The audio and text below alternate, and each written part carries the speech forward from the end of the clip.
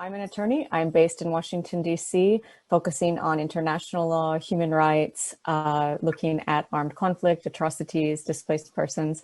I've also had the privilege of being involved with Blue Tulip and their efforts to work with Turkish families and others in exile following the instances in 2016 and the people who were purged, imprisoned, forced from their homes.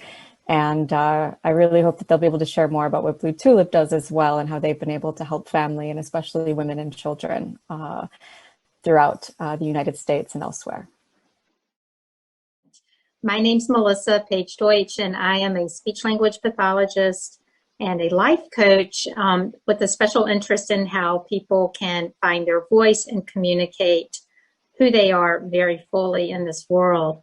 I was with Blue Tulip from before Blue Tulip existed, when I knew had some wonderful friends here who were serving their countries through NATO, which is headquartered in the southeast corner of Virginia, where I live in Norfolk, Virginia. And these friends ended up being victims from afar of what happened in Turkey in 2016 and were unable to return to their countries.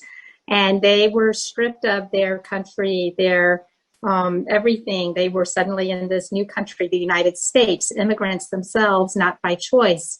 And what astounded me, I have to talk for 1 second about who this group is, that as it started, is their only concern was for their country people back in Turkey, because they now knew that they had to be the voice for those who could not speak out for themselves. And in particular, that's how Blue Tulip was born, was as a way to represent those who could not represent themselves. And the whole being for Blue Tulip is to bring relief and support to those who are isolated, blacklisted, and silenced, the women and children in Turkey who don't have anyone else to represent them. So thank you for who you are and for what you do, Blue Tulip.